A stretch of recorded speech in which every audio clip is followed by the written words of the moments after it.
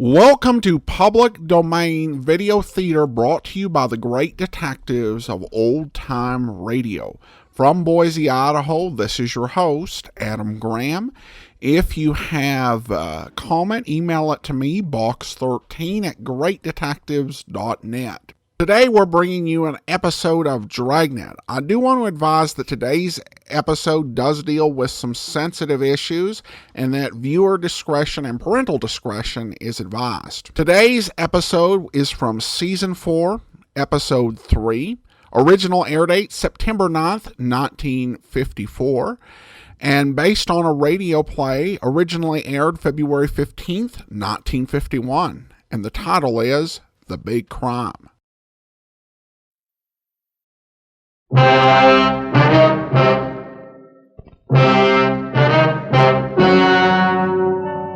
and gentlemen, the story you are about to see is true.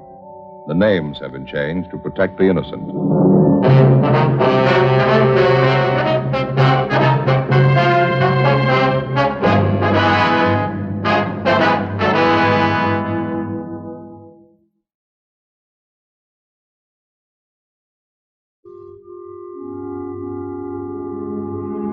This is the city.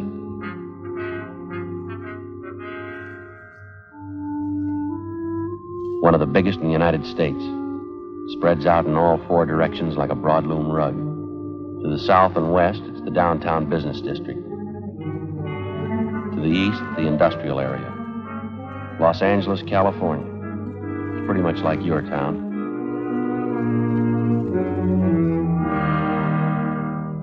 This is a Spanish priest, one of the city's founders. It's changed a lot since then.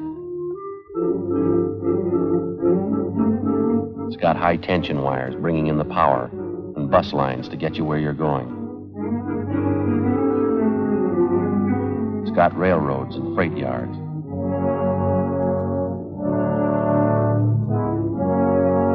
Churches. Any kind you want. Public parks and lakes. It's got a police department and a city hall. This is where I work. I'm a cop.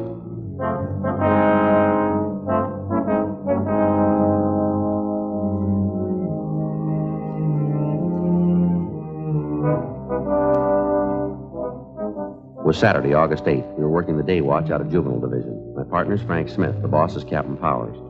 My name's Friday. We'd gotten a call from a worried mother who reported her 4-year-old twin girls missing. Hours had passed since we'd gotten the initial report. The children had failed to turn up. We had to find them.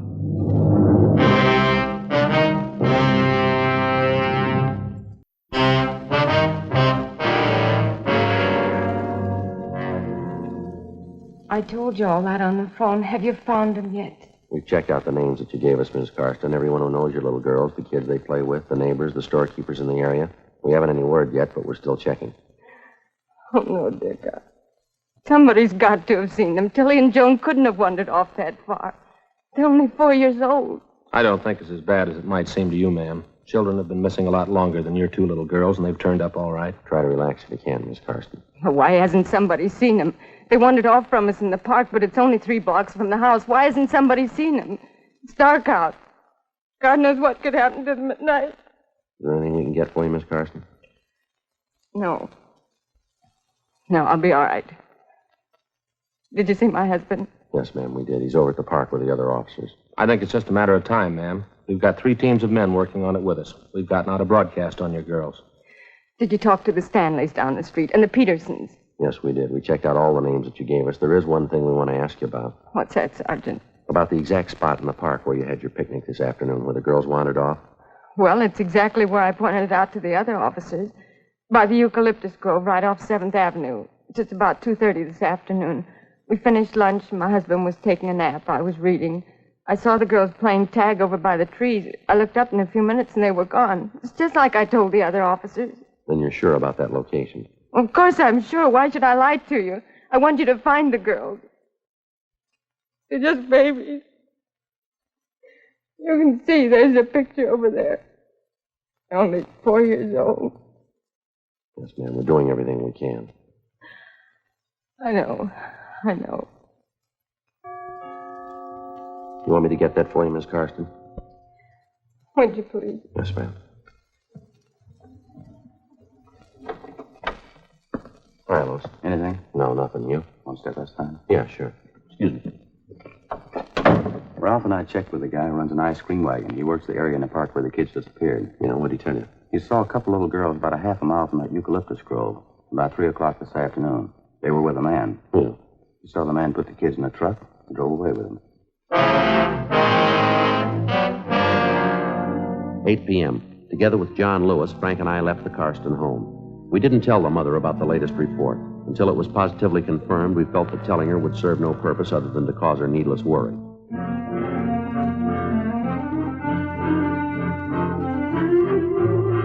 We drove over to the park to talk with the ice cream vendor, a Mr. George Comanches. He pointed out the area where he'd spotted the children in the company of an unidentified man. Right over there, officers. This big guy, a mustache. He had the little girls, one on each hand. He was walking them out of that clump of trees over there. You think you can describe the man for us, Mr. Comanches? I didn't look that close. I thought he was the father.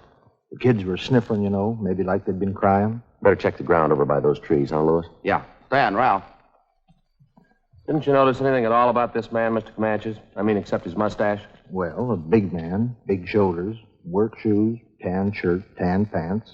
How about the color of his hair? Some kind of distinguishing marks, maybe? No, I don't know. I thought he was the father. The kids were sniffling, the little girl. Was anything wrong? It didn't look like it. How about the man's truck? Did you notice that? No, I didn't. I'm sorry. How about the license number? You notice that? No, sir. Maybe I should have. I didn't. Joe. Yeah. Excuse me. Yeah, Lewis? Stan found this over in the bushes by the tree there. Yeah. Little girl's dress.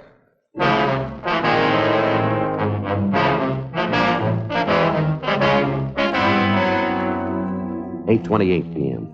The area where the torn clothing was found was roped off and checked for fingerprints and other physical evidence. None was found. Homicide Division was notified and joined in the investigation.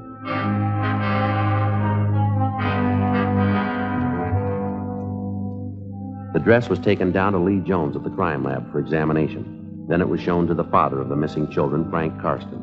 He definitely identified it. The search for the 4-year-old twins was intensifying. An emergency spot check was made of all known and registered sex offenders. We drove back to the city hall and we went to the stats office.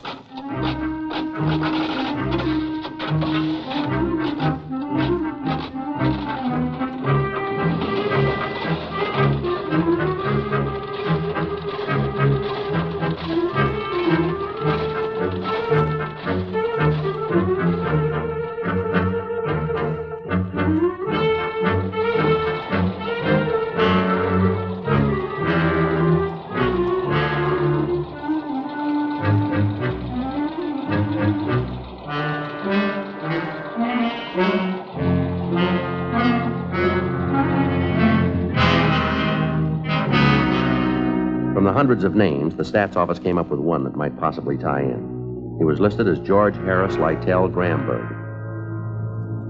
His address was at the south end of 7th Avenue, close by the park area where the Karsten twins had disappeared. Gramberg was described as tall, well-built, dark hair with a mustache. We found him at his work, a small bar out in the Wilshire district. He played the Hammond organ. Yes, that's right. I live on 7th Avenue, right across the street from the park. What's the matter this time? Missing juveniles. Can you tell us what you did today starting at noon, Gramberg? I don't know if I can or not. I don't keep a daily log, you know. They didn't tell me I had to do that. Just tell us where you were between noon and 6 tonight. That's all we want to know. Well, that's quite a bit, don't you think? Suppose I told you I was playing canasta with a maiden aunt. Would that shock you? Now, you look, mister, we're not in the mood for smart answers. You just tell us where you were, that's all. I don't know why you always have to bother me every time something happens. You made your own reputation. We didn't. What about it?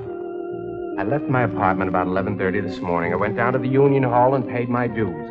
Had lunch with some friends at the Blue Pigeon out on Wilcox, and then we went on tour of one of the studios. All right? Will your friends confirm that story for you? Well, no, they won't. They left town tonight, took the 8:15 train to San Francisco. Well, what about it, Gramberg? Who is going to vouch for your story? I already told you. My friends have left town. You can check with the guard at the movie studio if you want. We had a pass, time punched in, time punched out. It's all there. You want to call and check that studio, Frank? Yeah. I don't mean to be rude, Sergeant, but I always did feel that registration business was unfair. Is that so? Yes, grossly unfair. Well, how do you suggest we keep track of you? Well, why do I have to be kept track of anyway? You know as well as I do your record. Oh, it was all a lie. I hardly even touched that kid. I paid my time anyway. Why can't you give me a break? Every time something happens to a kid, I get a cop on my neck. Were you in the 7th Avenue Park at any time today, Gramberg? What? I said, were you in the 7th Avenue Park at any time today? Matter of fact, I was. Yes, I took a walk there. What time was that? I don't know. I left my friends after lunch. I came home to freshen up about 1:30, I guess. I was in the park about 1:45, 2 o'clock. Only stayed a few minutes. When'd you leave? About 2:15. You went from the park to meet your friends at the studio, did you? Exactly right, yes. Did you see 2 dark-haired little girls while you were in that park? No, I didn't see anybody. I was by myself. You sure of that, are you? Of course I'm sure. Even if I did see him, it wouldn't mean anything. I don't molest kids. I don't get along with them, that's all. But I wouldn't hurt a little kid. I never could. No one says you have. I know that, but I just want you to know how I feel. Maybe I don't get along with kids, but I couldn't hurt them. Little girls especially. I like kids, really. Yeah. Joe? Yeah. See you a minute? Yeah. Did you talk to the studio? Yeah, I checked with the guard. What do you have to say? Gramberg was there from 2:30 to 4:30. Yeah. His alibi's good.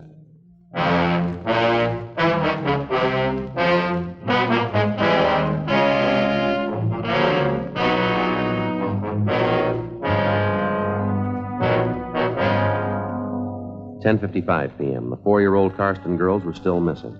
A special detail of men from homicide had been assigned to a general canvass of the stores and homes in the park area. All the residents were questioned. No one had seen the children. 11:20 p.m. We stopped to call the office. Hello, Lieutenant Hartgrove. This Friday. No, we just talked with him. He's good. Yeah. We did, huh? When? I see. Right. We'll get right over. Right. Well, looks like the waiting's over. What do you mean? Office just got a call from Valley Division a few minutes ago. Yeah. The little girls, they've been found.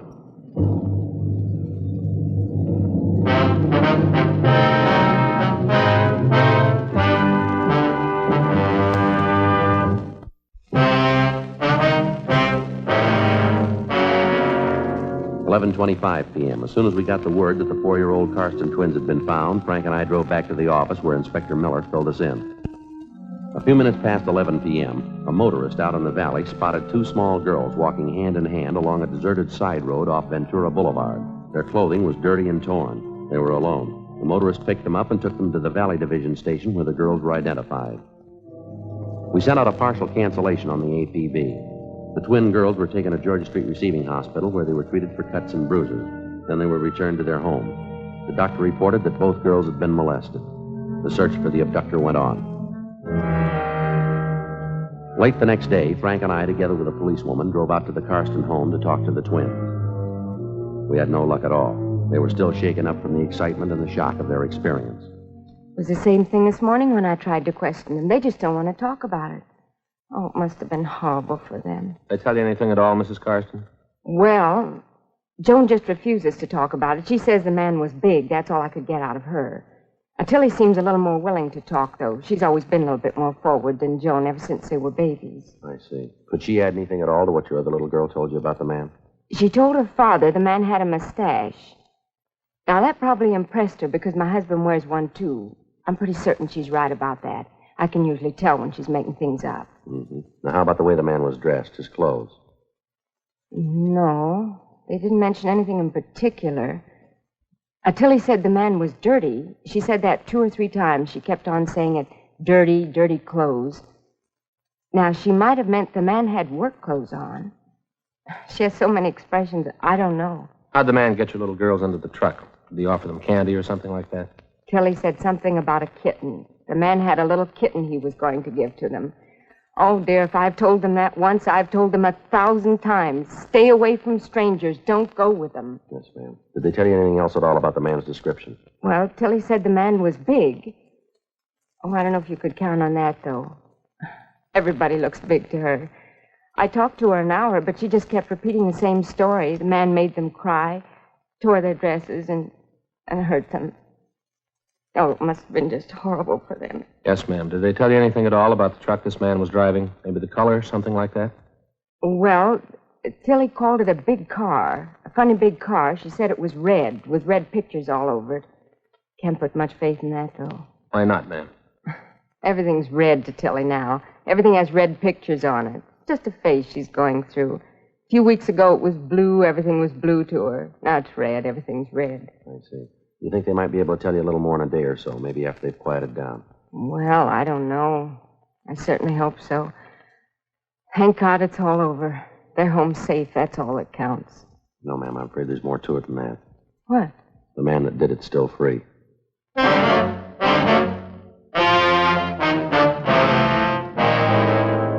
Monday, August 10th. The search for the suspect went on. All of us, the men from juvenile and homicide divisions, were pretty much feeling our way in the dark. Repeated questioning of residents living in the area where the abduction took place netted us nothing. Our two-star witnesses, the 4-year-old twins, were able to contribute very little. We stayed on it.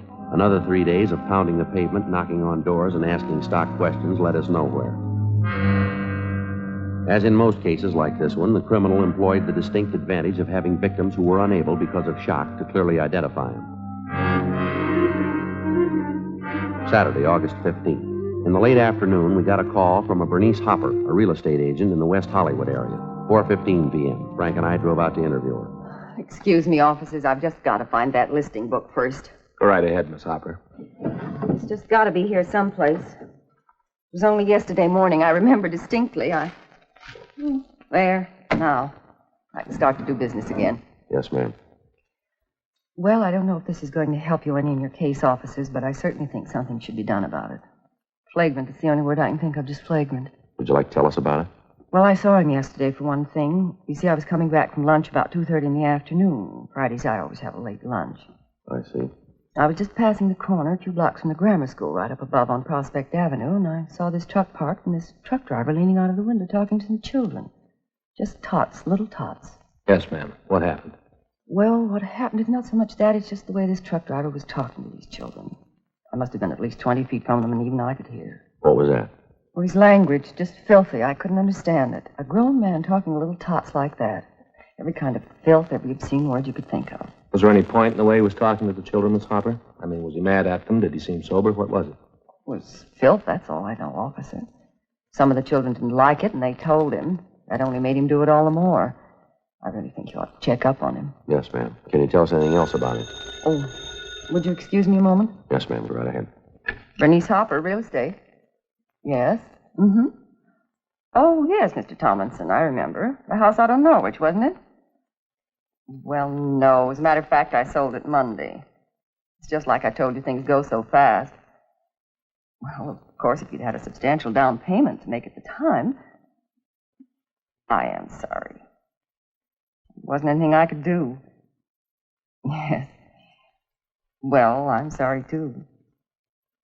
Well, thank you for calling. If anything turns up, may I give you a ring? Mm-hmm. No, I have the number out. All right, sir. Thank you very much, and I am sorry. Right. Goodbye. Oh, my. Everybody wants something for nothing. They want houses, but they don't show their money. Poor kids, though. Saw a house out on Norwich, thought the down payment was too high. Now they've got the money and the house is sold. Yes, ma'am. Now, where was I? About the truck driver you saw, Miss Hopper.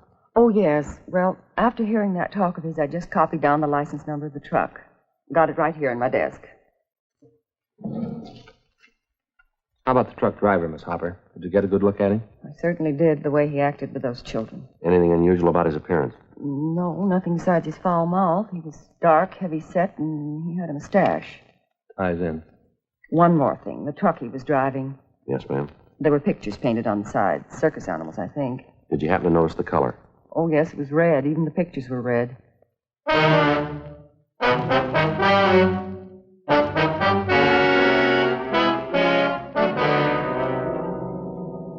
4:45 p.m. We took the license number of the truck which Bernice Hopper had given us and drove back to the office to check it through DMV. We found the truck was registered to a commercial baking firm in the south end of town. Through their personnel department and their dispatcher's office, we got the name and address of the employee who was driving the truck the same day Bernice Hopper had spotted the driver talking to the school children. His name was Lester Z. Wiley. We checked a little further and found that he was driving the same truck the day the Karsten twins were abducted. We called into R&I. Wiley had no criminal record. Oh, it sure is stupid of me. I didn't even think of asking you if you wanted any of this. No thanks, Wiley. We'd just like to have you tell us why you use that kind of language in front of school children. Nothing to explain. A bunch of those kids were hanging around the truck. I thought maybe they wanted to get in and grab some of the cakes and stuff. I read them off, that's all. Well, that still doesn't explain the filthy language, Wiley. I don't know. Maybe I wasn't feeling good that day. Might let a few cuss words slip. I didn't mean anything by it. I like kids. You usually make deliveries up around the school area, Wiley? Well, once in a while, yeah, I get around quite a bit. That's not what they tell us down where you work. You had no business in the neighborhood of that school. Your delivery route's in the other end of town.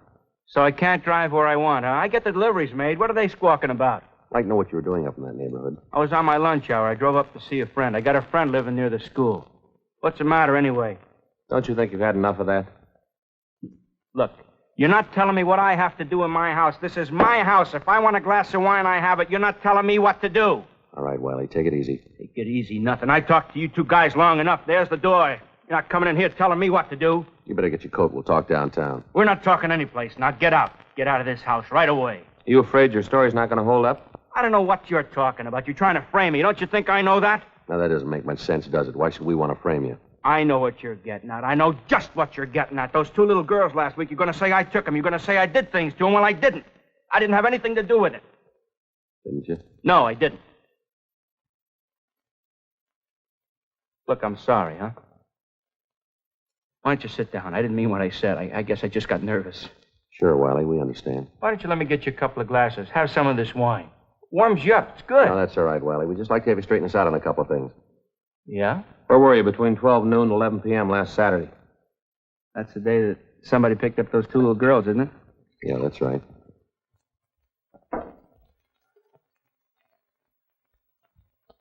Wiley. I don't know. I was making deliveries like I always do. Up to 11 o'clock at night? I was a little late, yeah. Nothing unusual, though. That's so. Uh-huh. Another working day, that's all. Hey, it's good wine.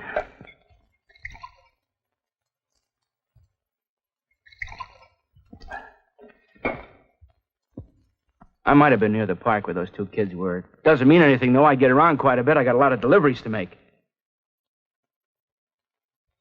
How about it, Wiley? Huh? Did you grab those two little girls?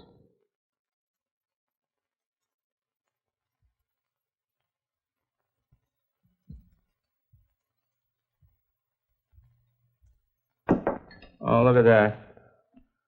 I don't have any more wine. I'm going to go get another bottle. You've had enough of that.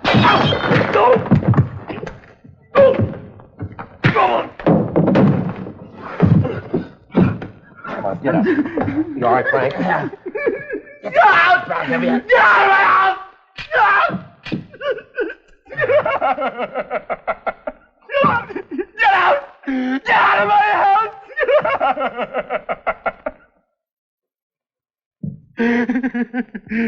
Now, how about it, Wiley?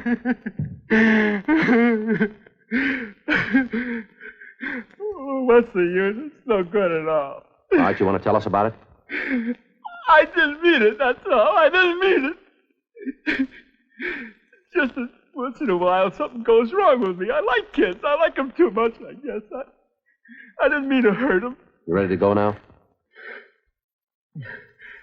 Anything you say.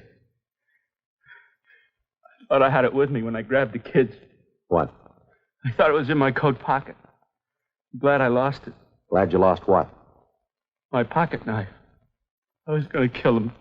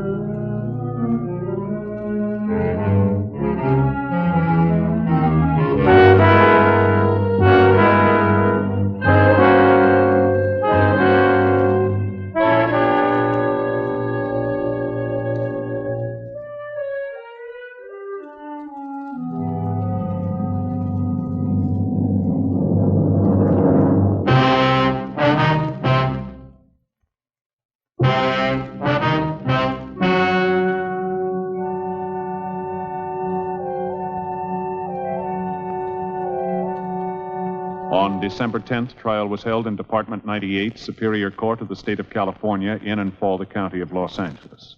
In a moment, the results of that trial.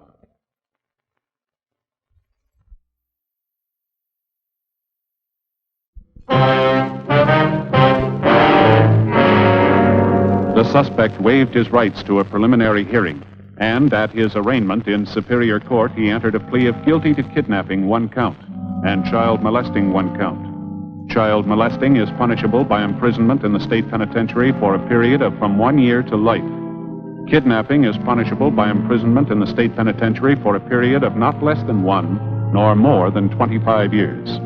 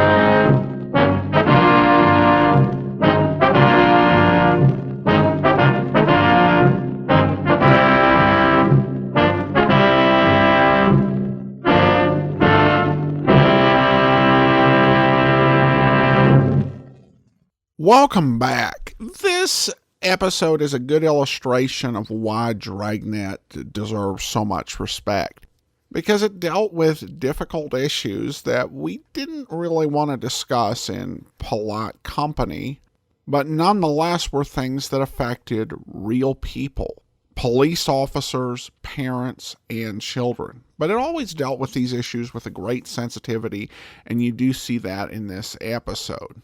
The role the realtor played in resolving this case is really interesting because she was willing to act based on just the way that he was talking and behaving inappropriately, even if it wasn't an obvious criminal matter.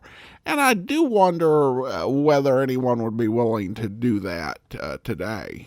I kind of suspect that in today's world, this man probably would not have come to the attention of the police at all. I thought the final scene was really brilliantly done because you do have, some pretty big action for Dragnet, with bottle being swung and fist fight, which is not typical of the show at all, but they really built up to it in a very strong way. And you could believe the way everybody in that scene was behaving. So it was just a really solid, dramatic scene.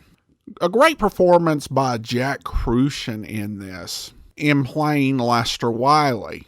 He'd been in the previous episode as a comedic character complaining about some fraud by a shoe shine stand. I think it's safe to say that nobody who was watching this would think that, oh, it's that same actor again. The performances are just completely different, and it just brings home the value of good character acting. And also just smart production to make sure that the audience doesn't get distracted by that. All right, well, that will do it for now.